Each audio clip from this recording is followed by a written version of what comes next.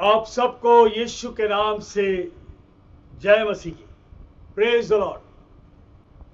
हम आप सबका इस आराधना में स्वागत करते हैं। I welcome you all in this true living worship video conference में। आपका स्वागत करते हैं।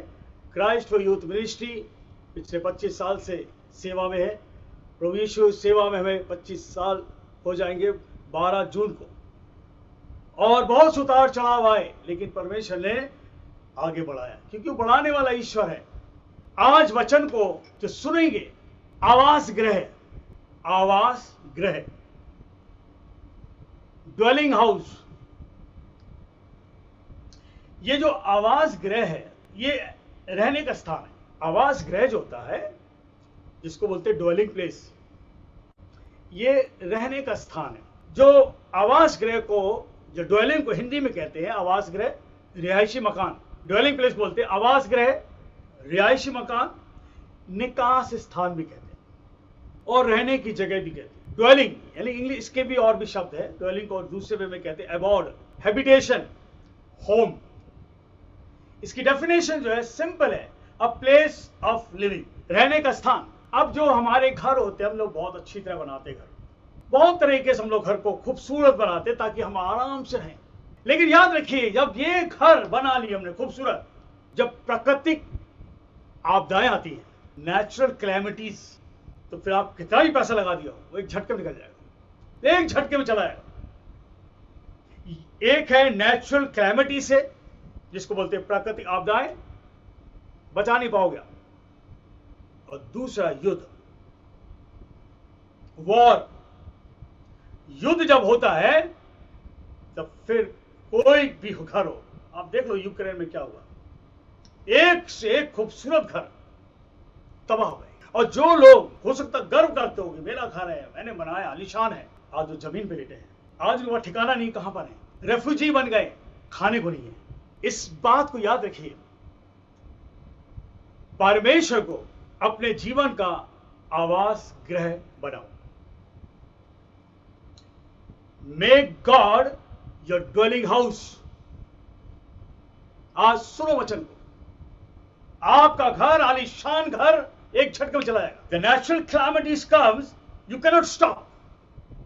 At the same time, when there is a war, you cannot stop, क्योंकि जो वचन के अंदर लिखा है वो पूरा होगा।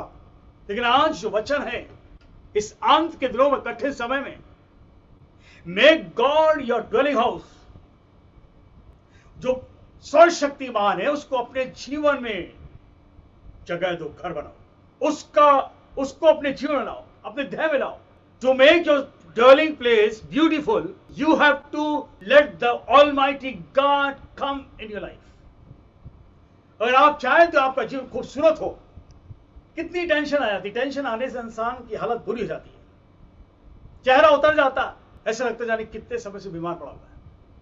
परमेश्वर को अगर आप अपने जीवन में रखोगे, कोई भी आपदाएं आ जाए, कोई भी आपदाएं आ जाए, आपको गिरा नहीं सकता। हालेलुया, गिरा नहीं सकता वो। हमारा शरीर 3 भागों में है। आप थोड़ा सा ध्यान देंगे वचन। और बॉडी कंसिस्ट ऑफ 3 पार्ट्स। हमारा शरीर है ना 3 भागों में। एक अंदर का भाग है, जो है आत्मा। उसके बाद, अंदर के बाद एक ऊपर आता है, वो है प्राण, सोल। और उसके बाद जो दिखता है वो है बॉडी। हमारे जो ये शरीर है 3 भागों में है। सबसे अंदर आत्मा है, सांसें चलने, और उसके बाद है प्राण, जो लहू होता है, और तीसरा बात है ध्येय। मैंने क्यों बोला कि परमेश्वर को अपने जीवन का आवास गृह बनाना। Why did I tell you? Make God your dwelling house। ये जो 3 चीजें हैं, इस शरीर 3 भागों में है। इसके 3 भाग हैं। पहला है आत्मा, सबसे अंदर, उसके बाद है प्राण, और उसके बाद है शरीर। मनुष्य का एक बहुत ही गहरा हिस्सा है वो अंदर जो आत्मा है, जिसको कहते हैं it is the inner most part. वो इनर मोस्ट जो पार्ट होता है, वो जो गहरा हिस्सा होता है शरीर का, उसमें हम वो ईश्वर से कांटेक्ट कर सकते हैं। वो सृष्टि करता है जिसने संसार को बनाया है, जो आपको चला रहा है, जो सांसें आपके अंदर, जो आत्मा अंदर है, सांसें जो अंदर आत्मा है, उससे हम परमेश्वर से संपर्क कर सकते हैं। या अंदर जो आत्मा है, that is the spiritual realm, जिससे हम परमेश्वर को से संपर्क कर सकते हैं। आप शरीर से नहीं कर पाओगे, अपने प्राण से नहीं कर पाओगे। हमारे अंदर जो इनर पार्ट है, जो शरीर का जो हिस्सा, अंदर का हिस्सा है, जो स्पिरिट है, जो आत्मा अंदर है, उससे मनुष्य उस ईश्वर से संपर्क कर सकता है। और वो हिस्सा जो है आध्यात्मिक क्षेत्र है, स्पिरिचुअल रीम कहते हैं इसको। दूसरा, अगर आप देखते हैं कि परमेश्वर ने मनुष्य को बनाया, आत्मा है, प्राण है और शरीर है, स्पिरिट, सोल एंड बॉडी। लेकिन कुछ ऐसे जीवधारी हैं जिसमें आत्मा नहीं है। अब आप थोड़ी बात बता रहा हूं, जितने जानवर हैं, पक्षी हैं, उनमें शरीर है, उनमें प्राण है, आत्मा नहीं। सिर्फ मनुष्य के अंदर आत्मा है। खुले बाइबल को देखते हैं, अय्यूब किताब बताता है, अय्यूब किताब उसका 12वां अध्याय, बुक ऑफ जोब, और उसके 10वें पद को पढ़ते हैं, book of Job chapter 12 and verse 10। अय्यूब किताब 12वां अध्याय और 10वें पद में लिखा हुआ है, उसके हाथ में एक एक जीवधारी का प्राण है। उस ईश्वर के हाथ में एक एक जीवधारी का प्राण है। यानी कि जीवधारी, चाहे उड़ता हुआ हो, आकाश का हो, या धरती पर हो, या पानी के अंदर, एक एक जीवधारी का प्राण और एक एक देहधारी, देहधारी का मतलब द फ्लैश, इन फ्लैश, हम लोग सब शरीर में एक एक देहधारी मनुष्य की आत्मा भी रहती है। यानी कि यह क्लियर है कि पक्षी, जानवर जो है, इसके अंदर ये प्राण होता है और ऊपर शरीर है, इनमें आत्मा नहीं है, प्राण है। लेकिन जितने जो मनुष्य हैं, चलते फिरते हैं, इनमें आत्मा है। यानी कि हमारे पास आत्मा है, प्राण है और धैर्य। जानवर के पास, पक्षी के पास धैर्य और प्राण है, आत्मा नहीं है। इसलिए मनुष्य का जो अंदर आत्मा, इनर मोस्ट पार्ट है, वो ईश्वर से संपर्क कर सकता है। दैट्स द स्पिरिचुअल रील बोलते हैं। दूसरा है सोल, प्राण, जो खून में है। ये खून में जो प्राण है, जो प्राण होता है, वो खून में होता है। वो हमारा आवर सेल्फ, वेरी सेल्फ बोलते हैं इसको। हम बहुत स्वयं हैं। जो प्राण है वो हमारा अहम है, हम स्वयं हैं। बाइबल के अंदर लिखा है, मत्ती उसके 16 अध्याय और उसके 26वें पद को पढ़ेंगे, 16 का 26। यदि मनुष्य सारे जगत को प्राप्त करे और अपने प्राण की हानि उठाए, सोल, यदि मनुष्य सारे जगत को प्राप्त करे, सब कुछ प्राप्त कर ले, ही gains everything in the world, अच्छा घर बना लिया है, सेविंग हमारे पास है, हम आज यहां पर हैं और 2 दिन बाद विदेश में पहुंच जाते हैं, सब कुछ हमने प्राप्त कर लिया है, चैंपियन हो गए हम, मनुष्य सब कुछ प्राप्त कर ले, और लिखा है अपने प्राण की हानि उठाए, उसे क्या लाभ होगा? जब वो सोल निकल गया, खून निकल गया, प्राण निकल गया, तो सब बेकार, everything is useless, of not use. जब वो अपने प्राण की हानि उठा ले, मृत्यु ले ले, या बीमार पड़ा हुआ, प्राण उसके खत्म होने आ रहे हैं, क्या फायदा? आत्मा जो अंदर है और बाहरी हिस्सा है बॉडी, शरीर, और उसके बीच में है प्राण, खून। सोल जो है, जो प्राण जो है, is a medium between spirit and body.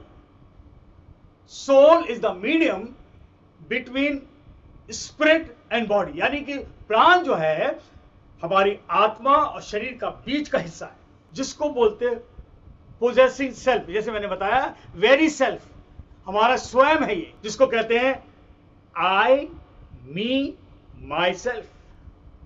Conscious है ये सोल जो है कॉन्शियस है, आत्मिक जागरूक आपको करेगा। जरा सी सुई चुभ गई एकदम पता पड़ जाएगा, जरा सुई चुभ गई पता पड़ जाएगा, जरा कहीं चोट लग गई अंगूठे में कहीं कहीं भी पता पड़ जाएगा। कॉन्शियस करेगा आपको। ये हमारी पर्सनालिटी के बारे में बताता है। Soul informs you about your personality, कि आपकी पर्सनालिटी क्या है। व्यक्तिगत, व्यक्ति की शख्सियत भी कहते हैं इसको। हमारा बिहेवियर, हमारा स्वभाव, ये प्राण में है। इसको बोलते हैं साइकोलॉजिकल रिल्म। वो है स्पिरिचुअल रिल्म और ये है साइकोलॉजिकल। थोड़ा सोच लेना, क्योंकि आज समय कठिन आ रहा है। मैं आपको कुछ बताना चाह रहा हूं, बात को बताना चाहता हूं। आपका शरीर है कायगा, हम क्या कर रहे हैं शरीर से। जो अंदरूनी हिस्सा है वो आध्यात्मिक क्षेत्र है, जहां पर हम परमेश्वर से कांटेक्ट कर सकते हैं। वो स्पिरिट है, आत्मा है। और उसके बाद प्राण है, जो हमारा स्वयं है, हमारा अहम है, हमारा कॉन्शियस उसमें अंदर है। उसमें हमारा बिहेवियर पता पड़ता है, हमारा स्वभाव पता पड़ता है, व्यक्ति की शख्सियत पता पड़ जाती है। साइकोलॉजिकल रिल्म कहते हैं इसको। Soul is the psychological realm. मनोविज्ञान, हिंदी में कहते हैं मनोविज्ञान। सोचने की आदत, समझने की आदत, हमारा व्यवहार, हम खुश हैं, ना खुश हैं, नाच रहे, नहीं नाच रहे, हमारा स्वभाव है। गुस्सा में है, इमोशंस इसके अंदर है, उदासी है, हमारे पास कंपैशन है, हमारे पास धुन है। आप गाओगे बजाओ, मतलब आपका स्वभाव है, वो आपकी इच्छा है। निर्णय लेने का क्षमता रखता है, डिसीजन कैसे लिया जाए। तीसरा है ऊपर का बॉडी।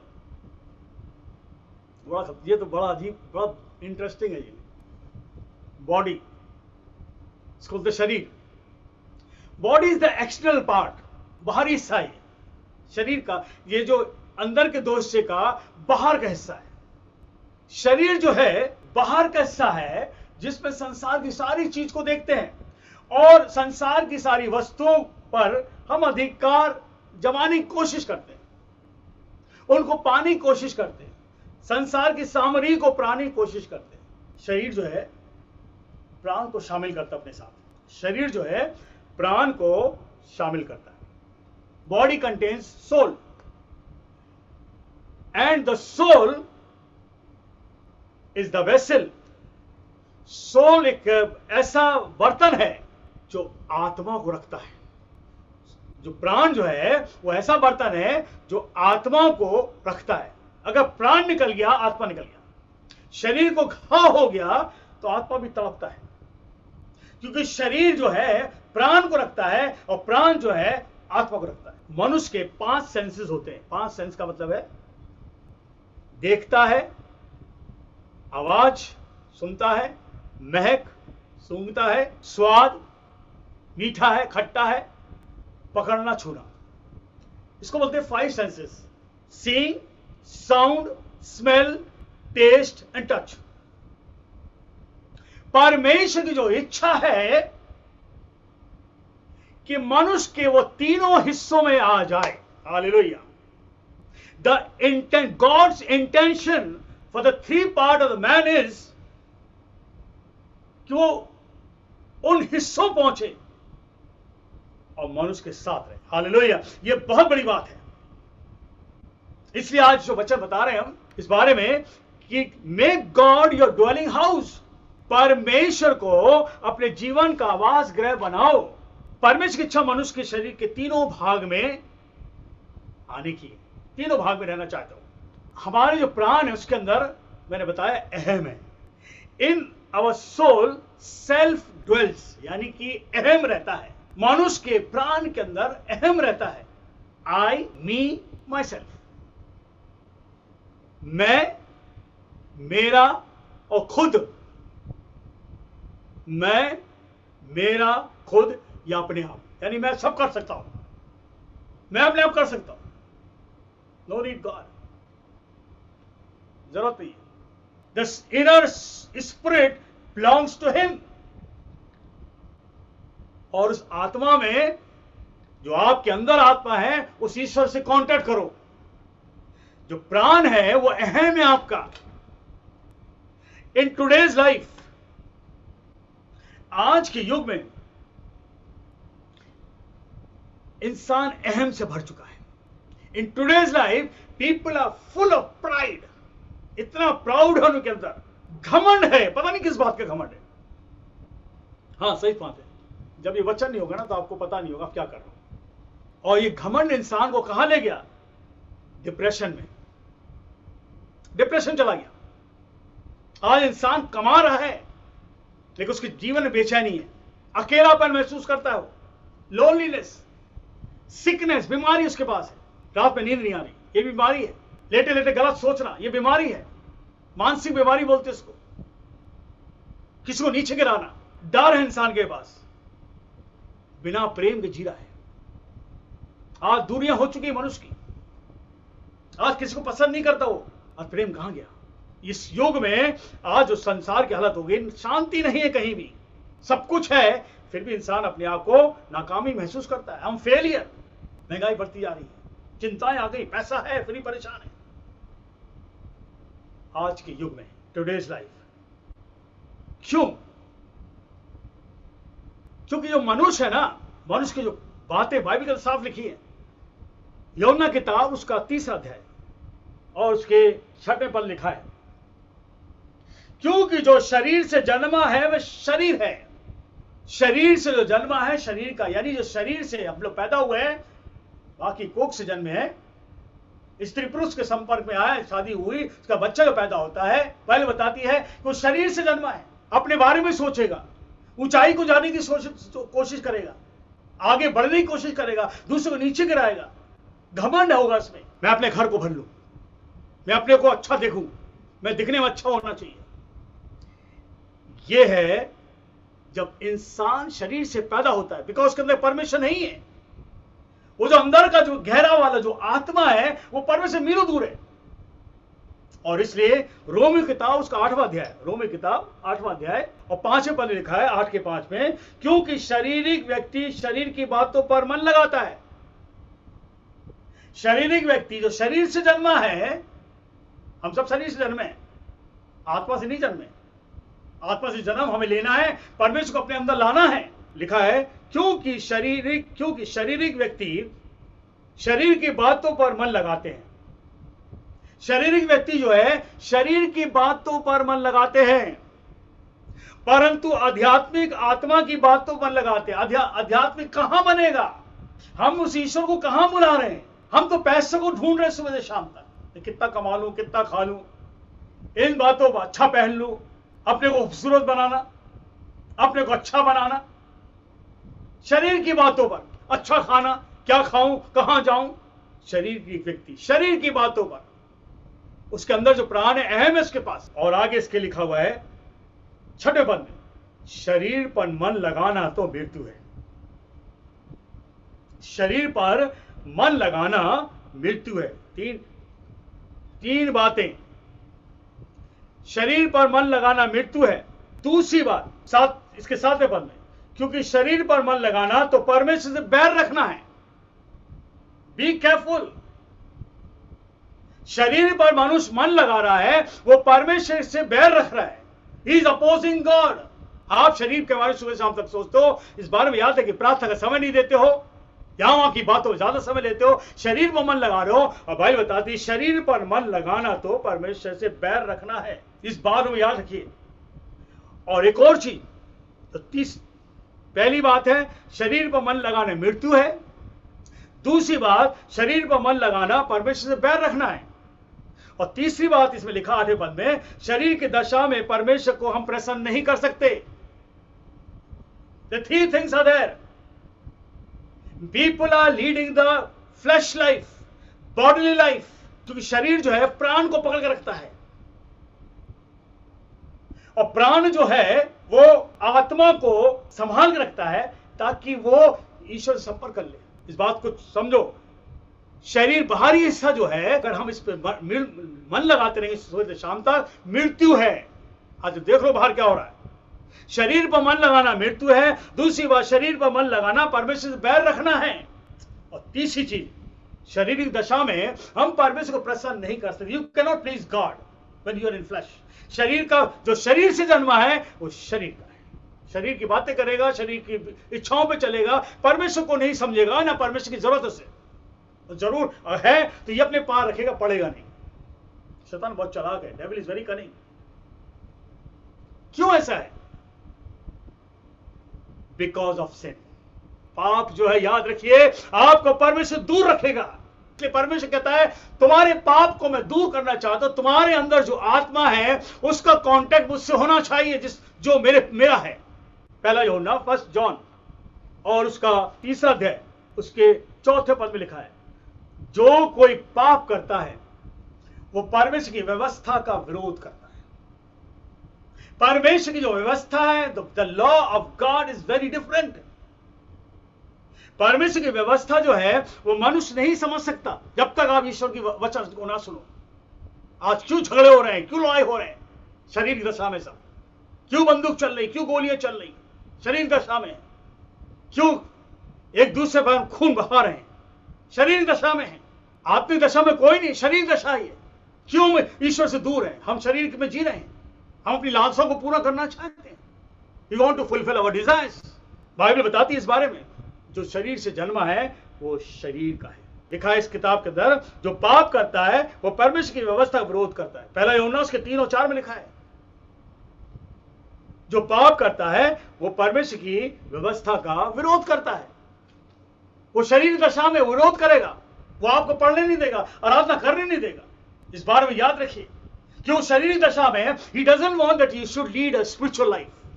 रोमियो किताब उसका अभी पढ़ रहे थे 8 का 5 लिखा है, क्योंकि शारीरिक व्यक्ति शरीर बातों पर मन लगाते, परंतु आध्यात्मिक आत्मा की बातों पर मन लगाते। आध्यात्मिक जो होते हैं वो आत्मा की बातों पर, परमेश्वर की बातों पर मन लगाते, उसकी बातों सुनते हैं। आज आपको मौका मिला है, बाहर लोग शरीर में जी रहे हैं।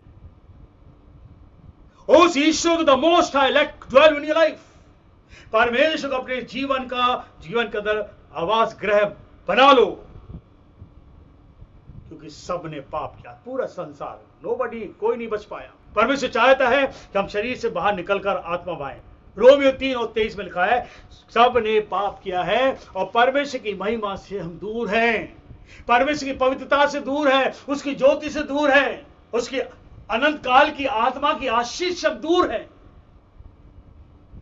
हमारे जो पाप है ना, इस पाप ने आज पूरे संसार को विपत्ति में डाल दिया।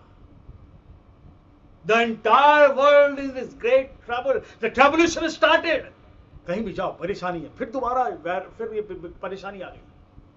हमारे पाप ने हमें विपत्तियों के जाल में हमें फंसा दिया, हम फंस चुके हैं।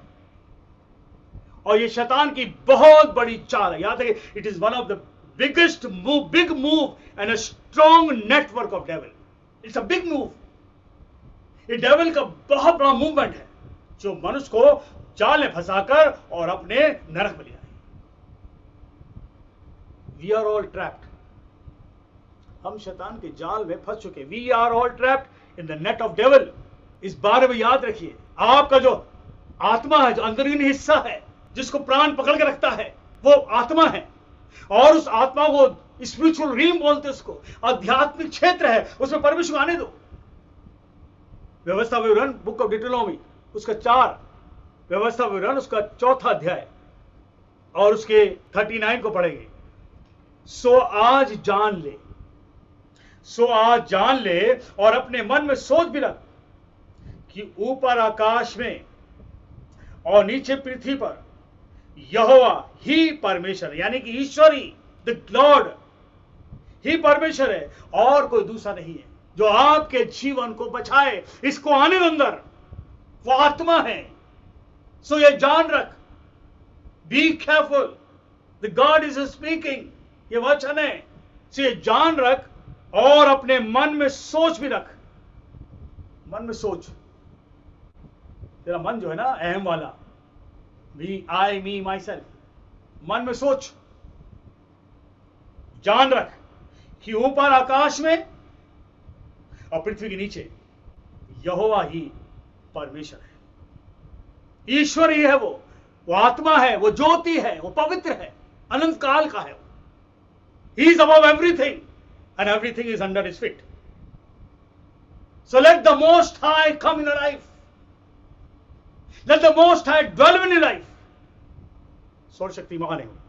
व्यवस्था वर्णन 5 उसको 10 में लिखा है, और जो मुझसे प्रेम रखते हैं, वंडरफुल, जो मुझसे प्रेम रखते हैं और मेरी आज्ञाओं को मानते हैं, उन हजारों पर करुणा किया करता। हजारों मतलब आपके बच्चे, हजारों पर, चाहे वो देश में हो, विदेश में हो, 7 समुद्र पार हो, गांव में, क्षेत्र में, कहीं भी हो, जो मुझसे प्रेम रखते हैं। क्यों? कि बाइबल बता रही है, ऊपर आकाश में और नीचे पृथ्वी पर परमेश्वर ही है और कोई दूसरा नहीं है। और जो लोग इस आत्मा से, इस ईश्वर से, इस सत्य से प्रेम रखते हैं और उसकी आज्ञा को मानते हैं, उन हजारों पर वो करुणा करता है। हिज ग्रेस इज देयर, करुणा वो करता है। ये किताब जो है ना, पवित्र शास्त्र, ये जीवित किताब है। Bible is the living book. इस बारे में याद रखिए, परमेश्वर की ये जीवित पुस्तक है, मार्गदर्शन के लिए है, अंधेरे से ज्योति में लेकर आता है, मृत्यु समय बचाता है, बड़े बड़े आने वाली आफतों से बचाता है। But the question is this book, is the word is living in you? क्या ये पुस्तक का ईश्वर आपके अंदर है? क्या ये पुस्तक का ईश्वर आपके अंदर विराजमान है? The question is here.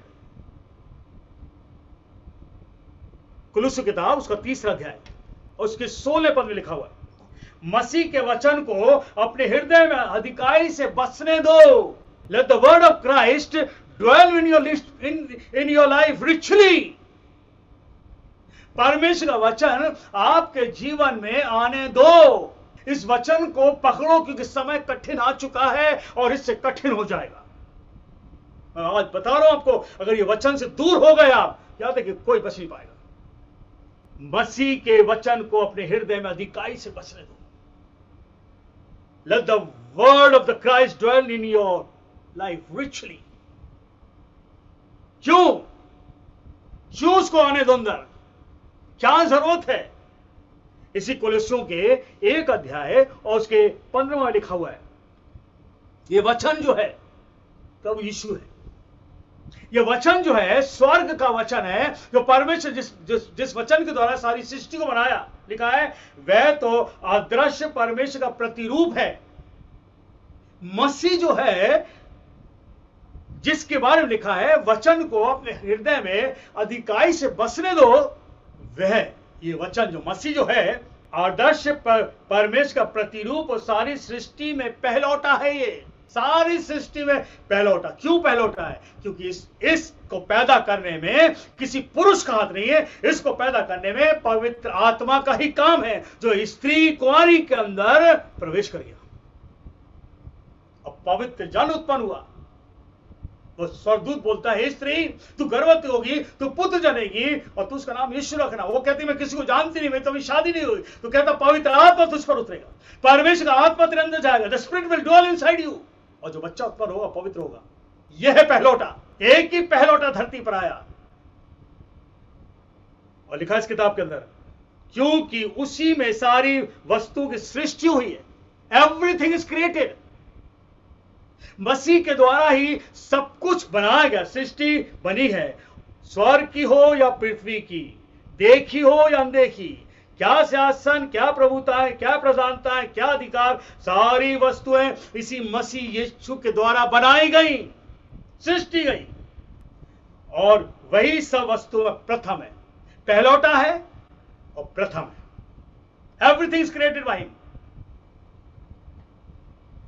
इसलिए मसीह के वचन को अधिकाई से अपने हृदय में जाने दो। Let the word richly dwell in you. आज जरूरत है मसीह के वचन को अपने हृदय में अधिकाई से बसने दो, क्योंकि वो पहलौठा है और सब कुछ उसको द्वारा सृज गया है। और लिखा है वो सबसे पहलौठा है और वही सब में, सब वस्तु प्रथम है वो। 17 बोलेगा और सब वस्तु उसी में स्थिर रहती है, यानी यीशु मसीह सबको कंट्रोल करके रखता है। सब कुछ कंट्रोल है, everything is under his feet. Jesus controls everything. इसलिए मसीह को, वो आपको कंट्रोल करेगा। जब आपके जीवन में आ जाएगा, he will control your life. जब आपकी आत्मा में आ जाएगा वो, और आपकी आत्मा जो उसके पास आएगी, उसकी खोज करेगी, उसके वचन सुनेगी, आपके अंदर आकर वो आपको कंट्रोल करेगा। हालेलुया। शरीर में फिर नहीं जियोगे। और यही मसीह कलीसिया का सिर है। ये मसीह कलीसिया का सिर है, ये वचन सिर है और ये वचन यीशु है। बाइबल के अंदर लिखा हुआ है, प्रभु यीशु का जो बलिदान हुआ है, उसने क्रूस पर, लिखा है इसके 20 पद में, उसके क्रूस पर बहे हुए लहू के द्वारा मेल मिलाप करके सब वस्तुओं का उसी के द्वारा से वो अपने साथ मेल कर ले। यीशु से मेल कर लो भाई। क्रूस पर बलि चढ़ चुका हो, अपना कांटेक्ट बना लो उससे। आध्यात्मिक जीवन जियो।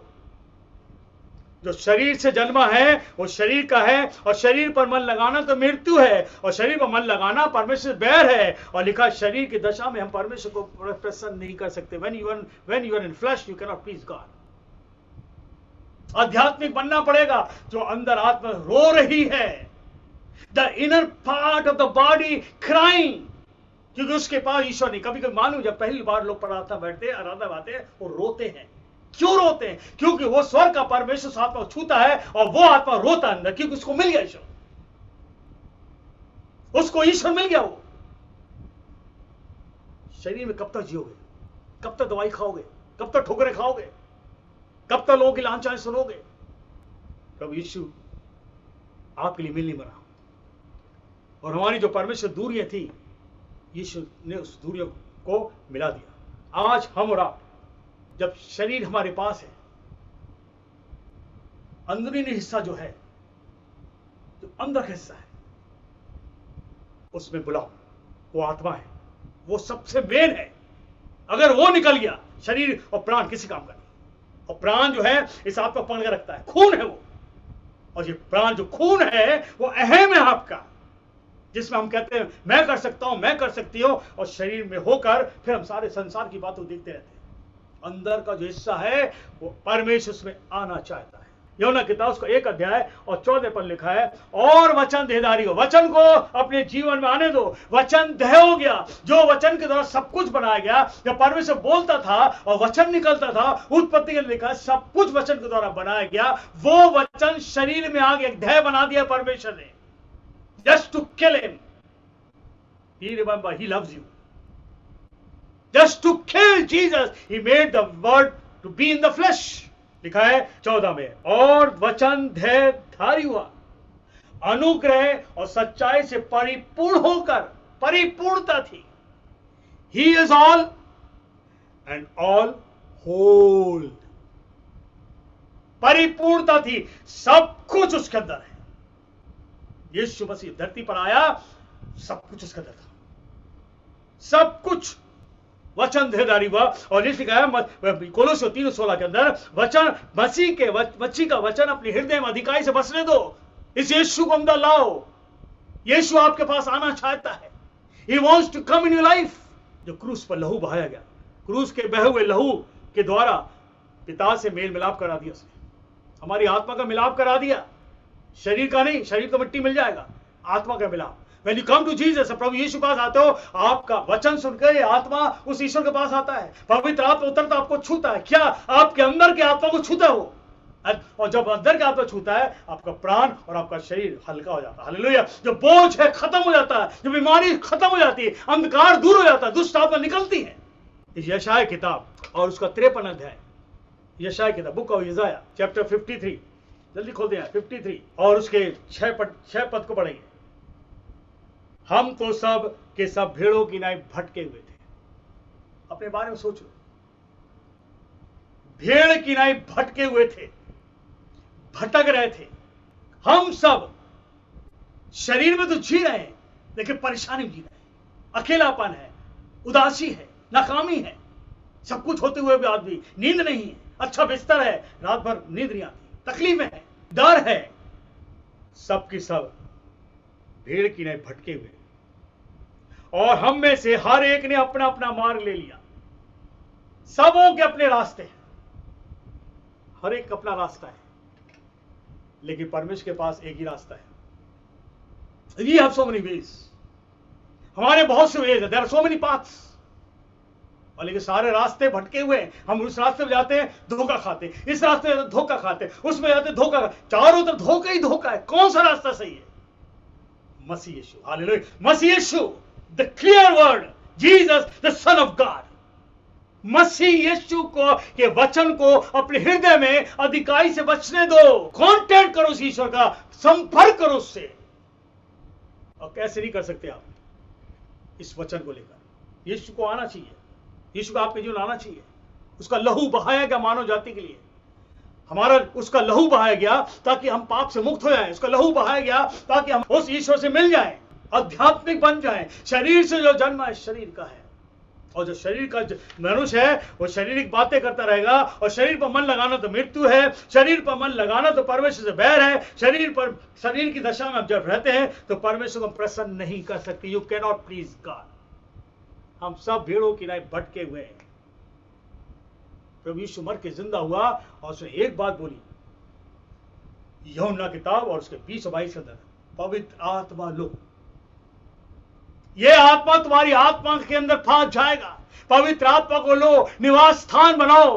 Late the spirit come in your life. अपने ड्वेलिंग प्लेस, उसको ड्वेलिंग प्लेस बनाओ।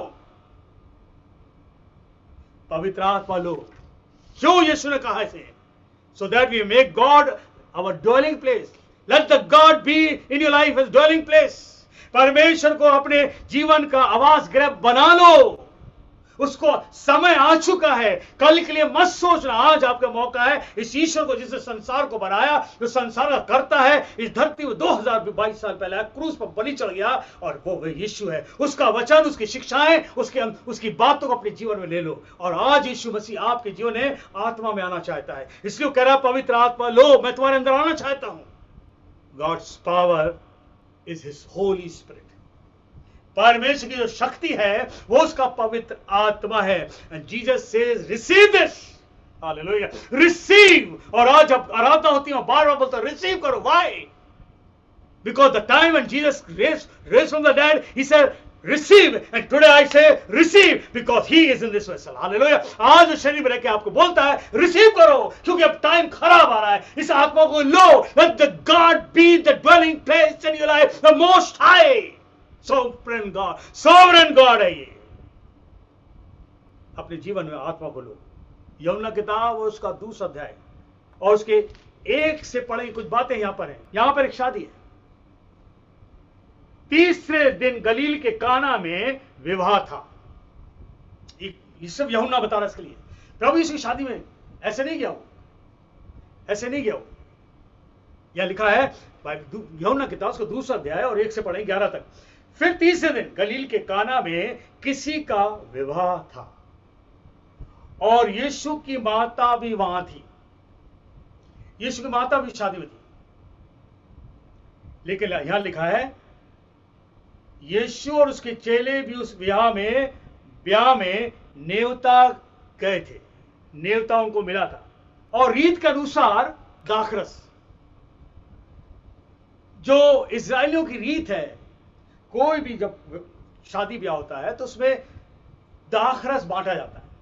सारे गांव के लोग होंगे, इनवाइट सबको किया होगा, और सब लोग वहां गए, और वहां दाखरस, अंगूर का रस कम हो गया, दाखरस घट गया। 30 लिखा है, और जब दाखरस घट गया तो यीशु की माता ने उससे कहा कि उनके पास दाखरस नहीं रहा। यीशु की माता यीशु के पास आती, कहती है कि यहां पर दाखरस कम हो गया। तो यीशु ने उससे कहा, माता नहीं कहा, मम्मी नहीं कहा, यीशु ने उसको मां नहीं कहा, उसने कहा हे महिला, मुझे तुझसे क्या काम है? Why do you come here? मेरा अभी समय नहीं आया, यानी कि अभी मैं महिमा में नहीं गया, मैं महिमा करूंगा अभी। वो कह रहा है कि मैं वो काम अभी करूंगा जो सबसे बड़ा है। मैं खून बहाऊंगा। I will glorify my father. मैं महिमा में जाऊंगा।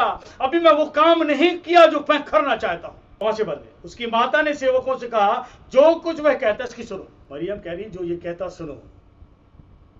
बी रिमेंबर, ये भी कह रही स्त्री, जो ये कह रहा है सुनो। वहां यहूदियों को शुद्ध करने की रीति के अनुसार 6 मटके बड़े थे, खाली मटके। और रीत थी, जो बाहर से आते थे पैर धोते थे, हाथ धोते थे, होता ही है गांव देहातों में, चले जाओ आज भी, कि जब जाओगे और बाहर पानी होता, हाथ धो और फिर घर के अंदर जाओ। रीत के अनुसार वह मटके थे 6, और उस मटके में कुछ तो 80 मन पानी था, आता था। बहुत पानी, बड़े बड़े मटके थे पैर धोने के। वो पानी मटका खाली हो गया, खाली पड़ा हुआ था, सूखा था, खाली था। यीशु ने उनसे कहा, सेवकों से कहा, मटकों में पानी भर दो, इन मटकों में पानी भर दो। सो उन्होंने पानी मुंह मुंह भर दिया, यानी कि कॉलर के ऊपर तक। मुंह मुंह का मतलब बिल्कुल ऊपर तक छलकने लगा, मुंह मुंह भर दिया। तब यीशु ने कहा, भर चुका। यीशु का, इस पानी को निकालो। इस पानी को निकालकर भोज के प्रधान के पास ले जाओ। जो प्रधान है, जो इंचार्ज है खाने का, उसको ले जाओ। और उन्होंने निकालकर भोज के प्रधान के पास ले गए। और क्या जानते थे क्या हुआ, लेकिन जब उसको निकाला तो क्या देखा कि उसके अंदर दाख रस था। पानी को दाख रस बना दिया। जब परमेश्वर आपके जीवन में आएगा, जब परमेश्वर आपके जीवन में आएगा, when you dwell in life, आपके घर में, अपने परिवार में, आपकी कलीसिया में आएगा, याद रखिएगा आश्चर्य कर्म होंगे। हालेलुया, आश्चर्य कर्म होंगे। उसको इनवाइट करना पड़ेगा। शादी में इसको इनवाइट किया गया। आपको इनवाइट करना, प्रभु यीशु मेरे जीवन में आओ। आपको इनवाइट करना पड़ेगा, आपको उसको कहना पड़ेगा, यीशु मेरे पास आजा। वो लाजरस जो था मर गया और परमेश्वर की गोद में था, और धनवान जो था कब्र में, नरक में पड़ा हुआ, आग में जल रहा है, और वहां पर वो निवेदन कर रहा है, मुझ पर दया करो। That's the last time. वो समय खत्म हो गया आपका। आज आप जिंदा है, शरीर में है, आप प्राण में है, और आपके पास आत्मा भी है। इनवाइट करो। आपका जो अंदर का आत्मा रो रहा है, बिना ईश्वर को रो रहा है, और बिना ईश्वर को मर गया तो नरक में जाएगा। The time is tough now. आप जो समय है, कठिन समय आ रहा है। इस किताब के अंदर लिखा है, यीशु को बुलाया गया, और यीशु जब बुलाया, वो बेइज्जती से बच गए। क्योंकि बाइबल बताती है, इस्राएलियों के अंदर अगर ऐसा होने लगे, ऐसा होता था, इतिहास बताता है, बड़ी बेइज्जती होती है समाज के अंदर। ये कमी कैसे हो गई, किसने कमी करी, कहां से हुई? क्या कोई तैयारी नहीं थी? हमारे जीवन के अंदर बहुत सी तैयारी होती है, लेकिन उसके बाद भी हम नाकाम हो जाते हैं। We do so many things, we prepare so many things, and we think कि हम सब कुछ अच्छा कर रहे हैं, लेकिन उसके बाद भी हमारे जीवन में, हमारे घर में, आनंद के समय कुछ कमी हो जाती है। यीशु को बुलाओ, प्रभु यीशु को बुलाओ अपने जीवन में, प्रभु यीशु को बुलाओ अपनी नौकरी में, प्रभु यीशु को बुलाओ अपने बिजनेस में, प्रभु यीशु को बुलाओ अपने घर में, प्रभु यीशु को बुलाओ हर जगह जहां पर आप जा रहे हो। कभी धोखा नहीं खाओगे। प्रभु यीशु ने पानी को दाखरस बना दिया। कोई नहीं कर सकता, कोई नहीं कर सकता। कोई साइंस भी इसको डिक्लेयर नहीं कर सकता कि पानी से कोई चीज ऐसी बन सकती है। ये ईश्वर था, अद्भुत काम करने वाला ईश्वर है, आश्चर्य कर्म करने वाला ईश्वर है। धरती पर था पुत्र के रूप में। बाइबल बताती है, यीशु पर विश्वास करो। जब हम यीशु पर विश्वास करते हैं, वी आर रिगार्डेड। वो हमको ऑनर देता है, हमारी इज्जत को बढ़ाता है, हमारे जीवन में आनंद देता है, हमारी हर इच्छाओं को पूरी करता है। परमेश्वर की जो इच्छा है, परमेश्वर की इच्छा है कि हम अपने जीवन में उसको शामिल करें। परमेश्वर की इच्छा है कि हम अपने जीवन से उसको व्यक्त करें, एक्सप्रेस करें। पवित्र आत्मा को लो। पवित्र आत्मा जब आपके अंदर आएगा, आप अलग हो जाओगे। आनंद, प्रेम, संयम, शांति सब आपके अंदर आएगा। उसको बुलाओ। इस शादी में आया, आनंद आ गया। शादी में आया, वो घटी थी, खत्म हो गई, आनंद मिल गया। वो चेंज करता, हालेलुया, वो चेंज कर देता, नया बना देता, हालेलुया। इस पानी को उससे दाखरस बना दिया, नया कर दिया, और सब वाह वाह करने लगे, काश ये पहले मिल जाता। ये तो पहले से बेहतर है। ये कि जो पहला था उसने बाद में जो काम किया वो बेहतर किया, वो है यीशु। हालेलुया, यीशु है वो। मसीह को, उसके वचन को अपने हृदय में अधिकाई से बसने दो। Let the word of God richly dwell in your life। परमेश्वर के वचन को पढ़ो, इसको आने दो अपने अंदर। कठिन समय आ रहा है, वरना चूक जाओगे। बाद में मत कहना कि क्या हो गया, मत कहना कि हम प्रार्थना कर रहे थे, हमारी प्रार्थना नहीं सुनी। वचन नहीं आपके पास। परमेश्वर जो कह रहा है उसको सुनो, उसके वचन को सुनो। जब हमारे अंदर आ जाएगा, पवित्र आत्मा हमारे अंदर आ जाएगा, मसीह का वचन हमारे अंदर आ जाएगा, यीशु हमारे अंदर आ जाएगा। भजन संहिता 51 में लिखा है, कोई विपत्ति तुझ पर ना पड़ेगी। इंपॉर्टेंट है ये, कोई विपत्ति तुझ पर ना पड़ेगी। विपत्ति संसार घेर रही है, कोई विपत्ति तुझ पर ना पड़ेगी, ना कोई दुख तेरे डेरे पर आएगा। The promise word of God. समय कठिन आ गया है, कोई विपत्ति तुझ पर ना पड़ेगी, और ना तेरे घर में, तेरे डेरे पर कोई विपत्ति आएगी। कोई बम नहीं फेंकेगा, कोई झगड़ा करने वाला नहीं आएगा, और आएगा भी निकल जाएगा वहां से। क्यों? वो परमेश्वर की सामर्थ को, वो शक्तियां देखेंगी। जब मिस्र गुलाम से इजरायलियों को परमेश्वर बाहर निकाला था, मूसा से एक बात बोली थी, मूसा हर एक घर में एक बछड़ा काट के उसके लहू को चौखटों पे लगा देना, इनसे कहो लगा देना। और जिन चौखटों पे मेमने का यानी बछड़े का लहू लगा होगा, मैं रात को निकलूंगा और लहू को देखकर उस जगह को छोड़ दूंगा, और जिस घर में, जिस चौखट पर लहू नहीं होगा, उसको मैं नाश कर दूंगा। और जब रात को निकला परमेश्वर, ये काम हो चुका था, लहू जानवर काटा गया, बलि चढ़ाई गई, और लहू को जो था वो लिखा है चौखटों पर ऊपर नीचे साइड में लगा दिया गया। और रात को जब परमेश्वर निकला तो जिस जगह लहू दिखा गया बचा लिया। आज परमेश्वर नहीं निकल रहा, आज दुष्ट निकल रहा है, आज दुष्ट निकल रहा है। The devil is passing when he sees the blood of Jesus। जब यीशु के लहू को आपके घर में, आपके जीवन पर देखता है, वो डर के भागता है। वो आपको डिस्ट्रॉय नहीं कर सकता, वो आपको नाश नहीं कर सकता, क्योंकि उस लहू में आग है, और वो है पवित्र आत्मा। He will save you। कोई विपत्ति तुझ पर ना पड़ेगी। एश्योरेंस है ये, याद रखिए। कोई विपत्ति तुझ पर ना पड़ेगी, ना कोई दुख तेरे डेरे पर आएगा, क्योंकि वो स्वर्गदूतों को तेरे निमित्त आज्ञा देगा। जहां कहीं तू जाएगा वो तेरी रक्षा करे, और गिरता हो तो पत्थर से ठेस भी नहीं होगी, स्वर्गदूत एकदम उठा लेगा। यह है मेरा ईश्वर, क्योंकि इसने आपके लिए, मेरे लिए सब कुछ क्रूस पर सह लिया, सब कुछ सह लिया।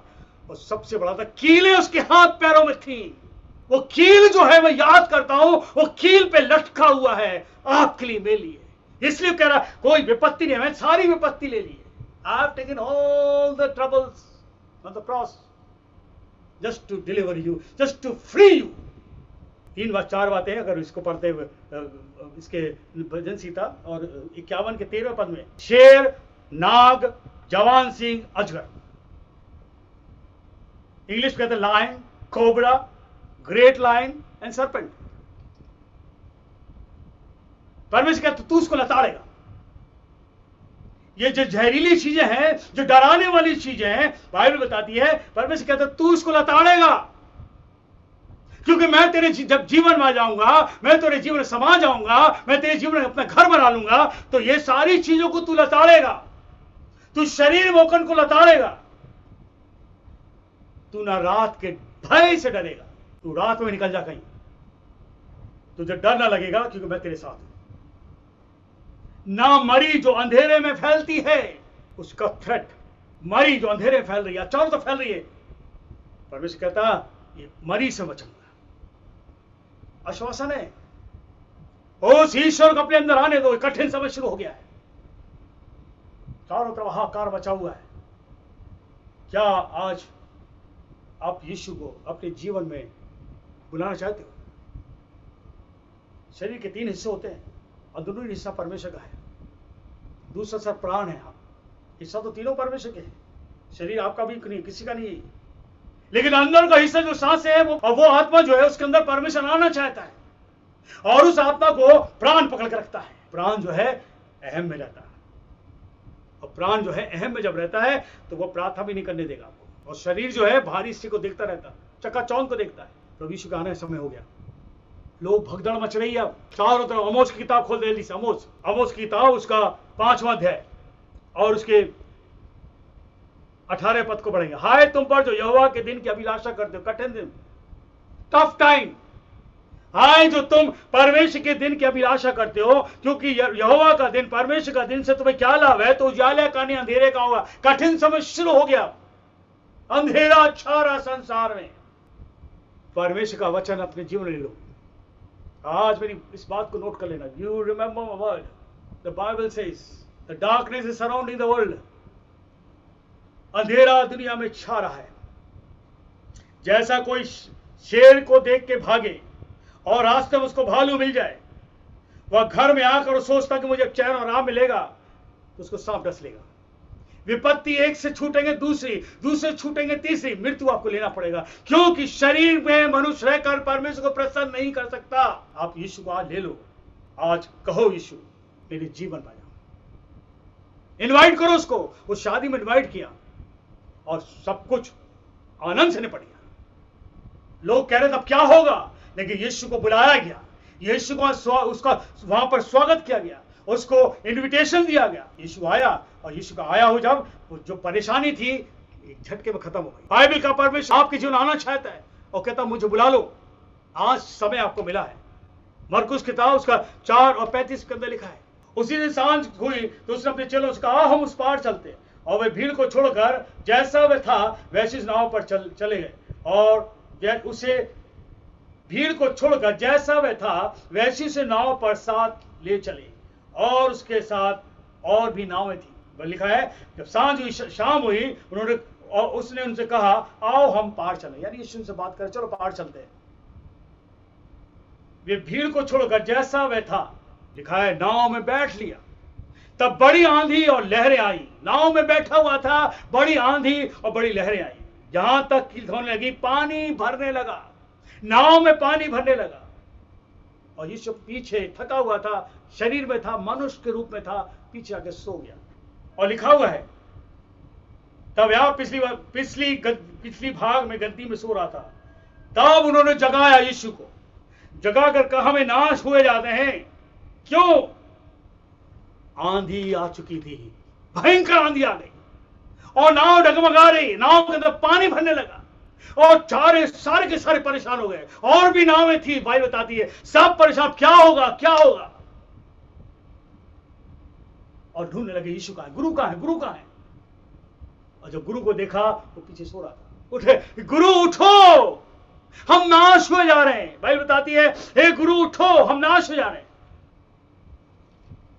यीशु ने खड़ा हुआ, क्या हुआ? आंधी, समझ आंधी आ रही, नाव यूं हो रही। भाई बताती है यीशु खड़ा हुआ और आंधी को डांट दिया। आंधी को डांट दिया, और जैसे आंधी को डांटा, बाइबल बताती है आंधी थम गई और बड़ा चैन हो गया।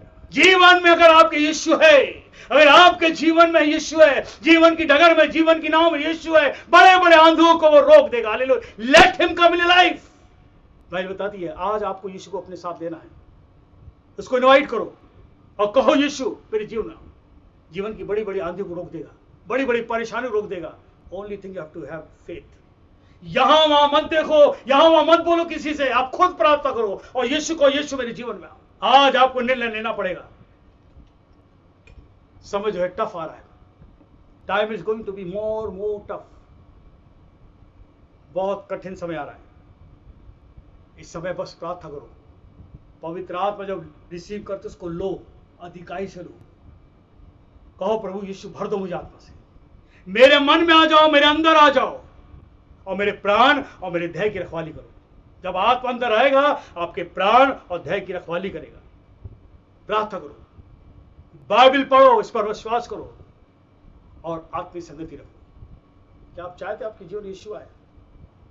तो कहो यीशु, मुंह से बोलो यीशु मेरे जीवन आ जाओ, यीशु मेरे परिवार में आ जाओ, यीशु मेरे घर में आ जाओ, मेरी कलीसिया में आ जाओ। बोलो यीशु मेरे नौकरी में आ जाओ। आपकी नौकरी में आएगा, आपके परिवार में आएगा।